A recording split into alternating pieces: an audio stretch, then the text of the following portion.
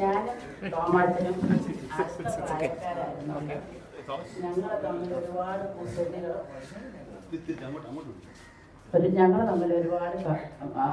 കുസൃതികളും വഴക്കുകളും ചെറിയ ഇടതോതിലെല്ലാം ഉണ്ടായിട്ടുണ്ട്.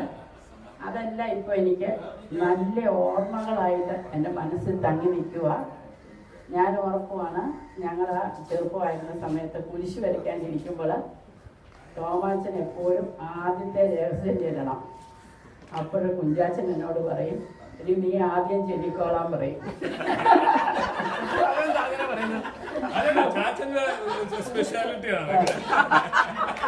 അപ്പൊ ഞാൻ ആദ്യം ചെല്ലുമ്പോ തോമാച്ചന് അത് ഭയങ്കരമായിട്ട് ദേഷ്യം പിടിപ്പിക്കുമായിരുന്നു. പിന്നെ അതുപോലെ തോമാച്ചൻ മുണ്ടെടുക്കുന്ന സമയമായിരുന്നു. അന്നേരം കുഞ്ചാച്ചൻ എന്നോട് പറയും, എടി നീ ചെന്ന് മുണ്ട് പറിക്കാൻ പറയാം. അപ്പൊ ഞാൻ മുണ്ട് പറിക്കായിരുന്നു.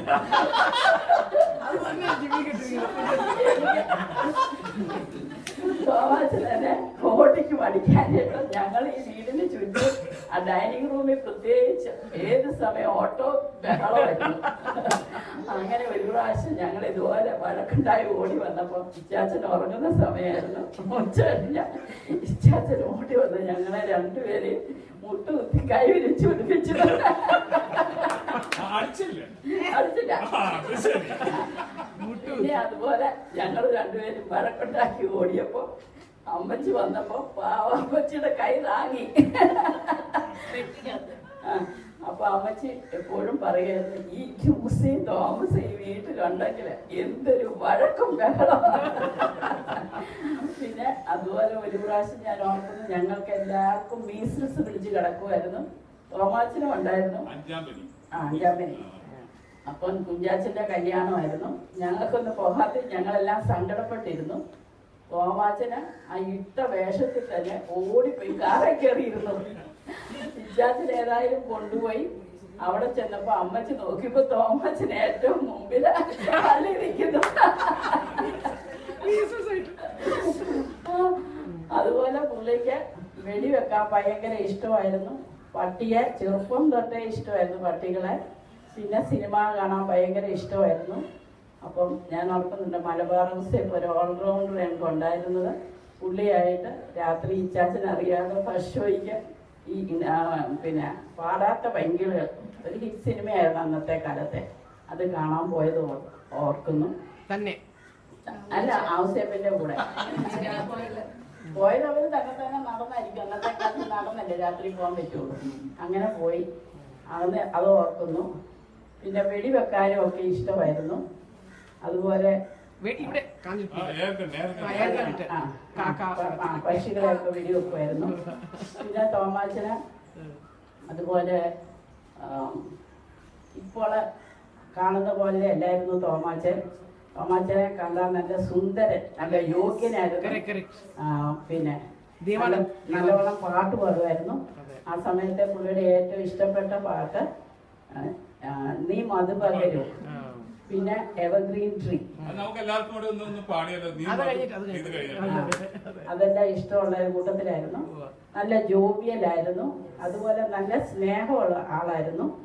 കല്യാണം കഴിഞ്ഞാണേലും ഞാൻ ഓർക്കുന്നുണ്ട്, എനിക്ക് എന്തെങ്കിലും ആവശ്യമൊക്കെ ഉള്ളപ്പോൾ പുള്ളി എന്നെ വന്ന് കണ്ടിട്ടുമുണ്ട്, അന്വേഷിച്ചിട്ടുണ്ട്.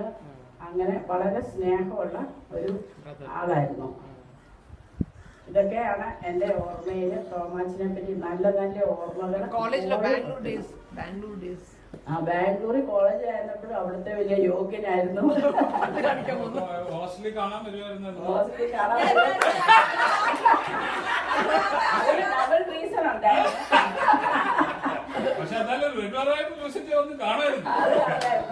പിന്നെ അപ്പോൾ അച്ചാമ്മയ്ക്ക് എപ്പോഴും പല്ലുവേദനയായിരുന്നു. ഡെന്റിസ്റ്റിനെ കാണാൻ രണ്ടുപേരുടെയും മീറ്റിംഗ്സ് എല്ലാം കോഷ്യസ് ആയിരുന്നു.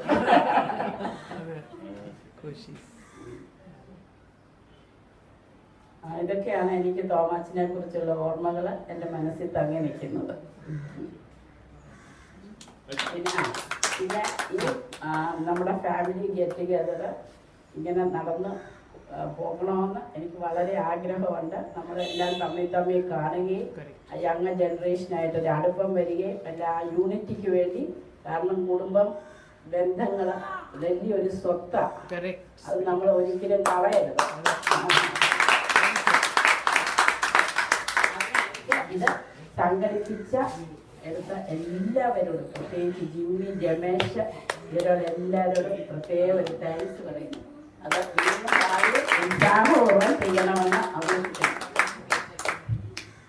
നമ്മുടെ ടോം ചാച്ചന്റെ നീസസ്മാരെ റെപ്രസെന്റ് ചെയ്ത് ഷീല ചേച്ചി സ്പീക്കർ.